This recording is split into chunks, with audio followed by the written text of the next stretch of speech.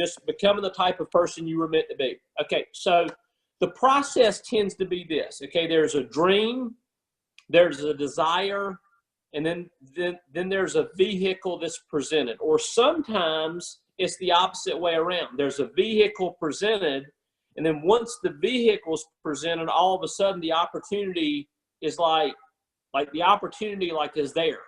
Like, wait a minute, I never saw that before. It's like, for me, I never had a dream of making money or being successful in the world of business until a friend of mine actually invited me to a business opportunity meeting, and I saw a guy draw some circles on a board and show a 2 to 5 year plan to make $250,000 a year of passive income. Well, I'm 25 years old, and I see this guy on a whiteboard and easel draw up there $250,000 a year income on a 2 to 5 year business plan, and all of a sudden, I've got a dream. Like, I can do that. I can do that. I can find 6 people and I can help them develop an organization. What do I get from that? I get financial freedom. I get $250,000. Guys, think about this. I was making $273 a week. That was before FICA. I was making $273 a week. A guy shows me how to make $250,000 passive income, and he tells me that I can do it. All of a sudden now I had a dream because I knew I could do what he said. And it set my world on fire. He didn't show me sales. He didn't show me sales. He showed me a business plan that produced freedom.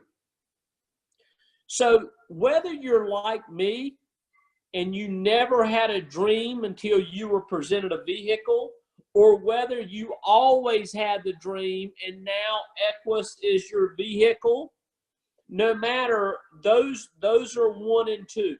I think they have to be like boom. Like, there's a point in time in your life where you've been tagged. You're it. Like boom. There you go. You're a dreamer. Your life's never going to be the same again. Once those 2 things happen, no matter if it's 1 and 2 or 2 and 1, but once those 2 things happen, what happens? What happens? We're all externally excited. We all never, ever, not a single one of us ever count the cost. We never count the cost. We never, ever, ever think that it's going to take as much. The price is going to, that it's going to extract from us. We never think, guys, if anybody ever counted the cost of running down their dream, they would never get started, I promise you. There's not a person that's ever fulfilled their dream that on the other end of the fulfillment of it, it's been 100% totally different than what they thought. And I think that's a good thing, because I think that's a major process of humility. Because all success is built on massive failure.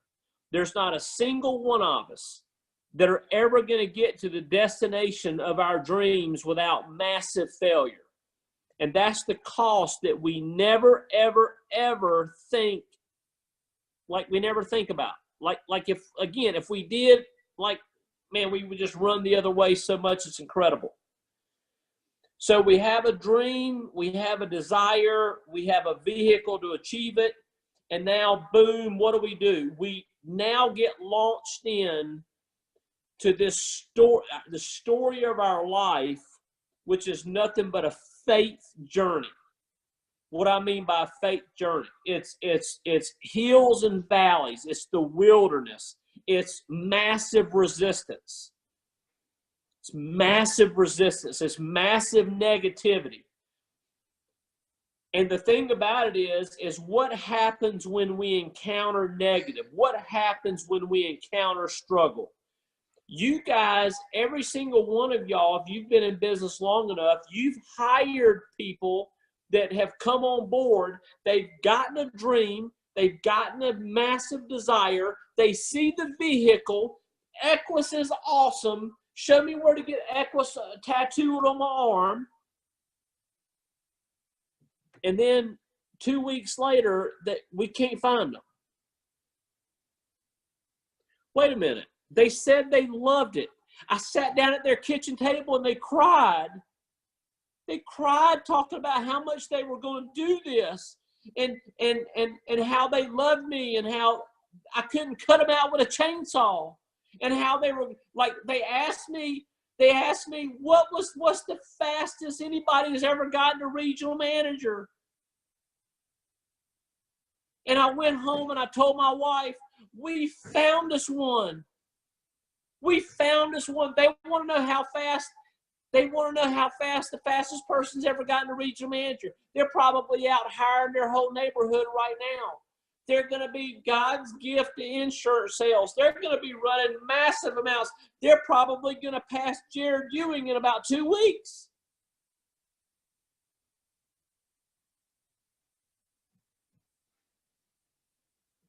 Then what happens to them? Gone. We're out of here. Takes guts to succeed, doesn't it? And you guys that have encountered struggle and you wish for just a couple of minutes, you wish you were a quitter because it's like, hey, I didn't sign up for this. Like, I didn't sign up for my whole life to be changed. I didn't sign up for my whole life to be rearranged. It's like, what is this thing? It's like, what is this thing of being a dreamer, man? Like, what is it? I'm putting my whole life on the back burner. What is it? Yeah. Yeah. You know, success, or even greater than success, significance, it comes at a massive price, a tremendous price, and you guys need to know that.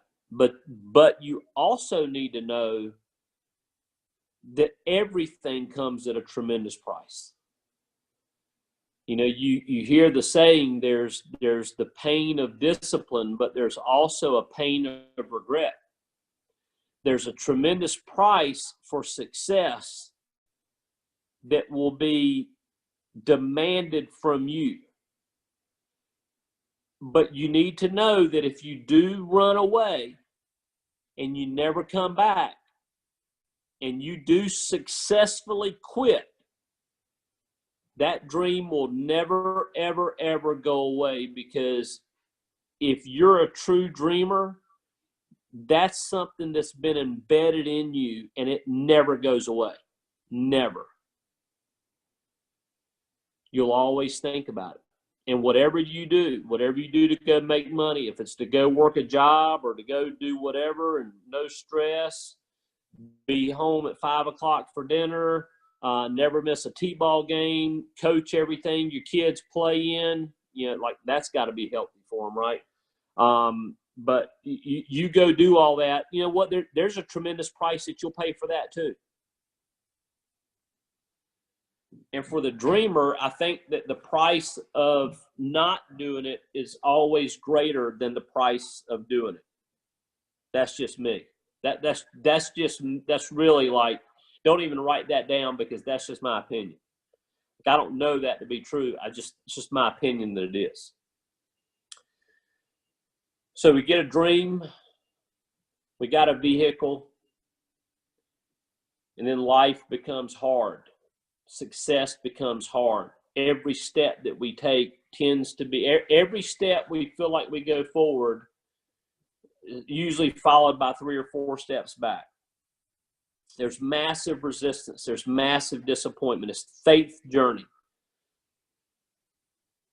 Then we read books and we learn coping mechanisms. Coping mechanisms like, you know, burning desire, singleness of purpose, speak your goals, write down your goals. See, all those things are important. But what are they really? That are going to have a big impact. They're going to remind you who you are. It's the war chant of people that are in the battle. Okay, it's the people that are going through struggle and resistance, and they say, you know what?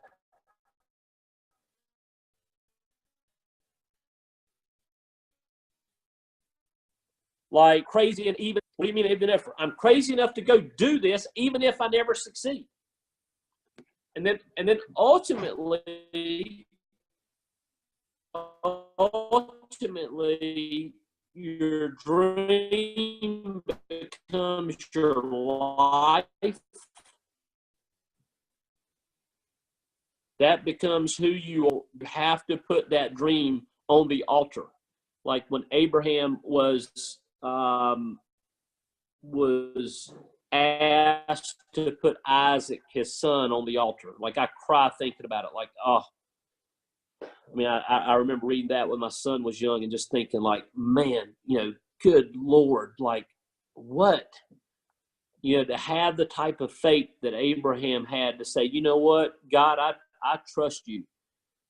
And I know your promises to me, and I know you've promised the descendants to outnumber the stars in the sky and outnumber the sands. And if you tell me to put my son on the altar, then you must be the type of God that can raise him from the dead. I'm going to tell you, that faith challenges me. That challenges me.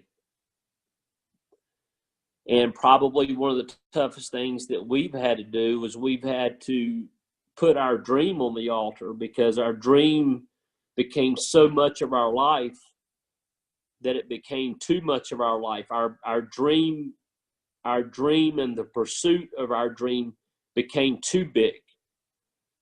And that's not good either. And so you have to put your dream on the altar, and then, you know, things don't make sense for a while. You think, goodness gracious, like I had this dream. I've gone through massive years of struggle, massive years of change, massive years of overcoming to become, and now it feels like I'm lost, and now it feels like I've got to put that dream on the altar. Now it feels like I've got to, you know, but the thing about it is that the God who gave you that dream, it never intends for you to lose it, because that's who you are. He just wants to make sure you always have that dream in the proper perspective. Because as long as you have the dream and the pursuit of the dream in proper perspective, then it's a process that's going to produce amazing things in your life. Amazing things.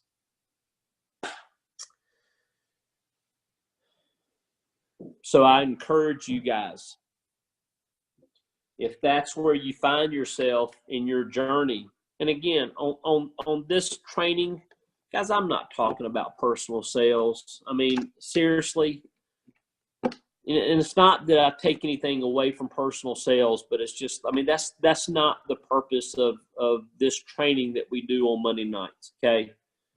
I'm talking about building your business. I'm talking about becoming impactful to people. I'm talking about you taking the dream of business ownership and duplicating yourself. I'm talking about 3 months from now, you having 10 to 15 more writing agents than you have right now, because you're going out there and you're developing passive income. So if you find yourself on this training, and man, the struggle that you're going through right now is how to go out there and make 4 or 5 sales a week. I mean, come on. I mean, that it's just numbers, guys. It's just numbers. Like, you know, learn how to make a phone call, learn how to go sit down with people. I promise you, if you'll just go sit down with 15 people a week, you'll make more money than you ever thought about making. It's not a big thing, not a big deal. But I will tell you that even making more money, sales is always going to be ebb and flow. That's the way sales are. Okay. Let's get Tanya Hughes. Let's get Brandon Hall in here. Okay. Look at how much they wrote last month. Did y'all get that monthly leaderboard today? Goodness gracious, really? But let's find out if their life is perfect. No, their life's not perfect. You know why? Because they're doing about 5 times the amount of S quadrant work that you're doing. I mean, that can't be good. I mean, okay, let's go out there and do about 35 or 40 appointments a week. I mean, you can do that, and if you do that, you'll write Brandon Hall type business. But tonight, I'm not teaching about personal sales. Tonight, I'm teaching about something much bigger. Tonight, I'm teaching about us developing a massive network and us going out there and giving the dream away and us going out there and putting daddies in a position to win the respect of their families. I'm looking at going out there and putting mamas in a position to go out there and absolutely fight for her family. I'm looking for people that have a dream. I'm looking for people that want more out of life. I'm looking for people that are willing to encounter the struggle and say there's a reason for this. Because you know what? God's not so much concerned about me achieving my dream and being happy. God's a lot more concerned about me going through the process and becoming holy. The last thing I want to tell you tonight is that depending on where if you tell me how you're feeling, I'll tell you where your focus is. So serious up. You tell me how you're feeling about your business. Excited, fired up. I don't know. Man, I hired 3 people last month and ain't none of them doing it. If you tell me how you feel about your business, I will tell you where your focus is. Where your focus is a choice. And some of the coping mechanisms we have with being in the wilderness, some of the coping mechanisms we have with being in the fight of our life are things like reading. I can always tell who's engaged in self-development. Every time I get around somebody, I can always tell within 2 to 3 minutes of if they're engaged in self-development. Just based on the nature of their conversation, based on the nature of their words, based on how they speak. And I will tell you this, the last thing I will talk about tonight, and I'll do it in about 30 seconds. There's a video that Tammy just put on our GroupMe. If hopefully all of you guys are on our GroupMe, but if you're not, it's actually a video that John Gordon posted. I think he posted it on Facebook or LinkedIn, but it's a very short video, and it's about Dabo Sweeney talking about the power of belief.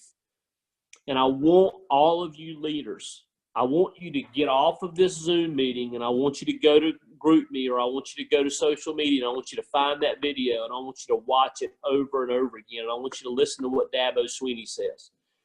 Because the same thing that drives his team out of little old Clemson, South Carolina, his team, that drive his team, and one of the most unlikely, most successful coaches in college football, Dabo Sweeney, you look at what drives their success, and the very moment we can get that fanatical about winning and about belief and the belief in winning, the very moment we get that fanatical about our belief in what we're going to do and what we're going to win, I will tell you what, this team will explode.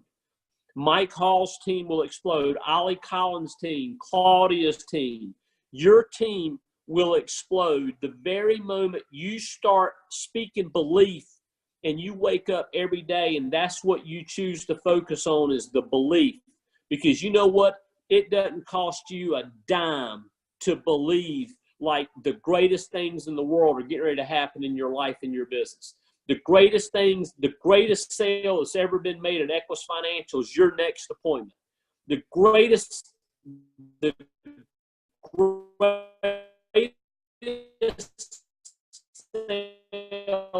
that's ever going to be made is the appointment that you create by going with this. And I'm done with this. I'm challenging you.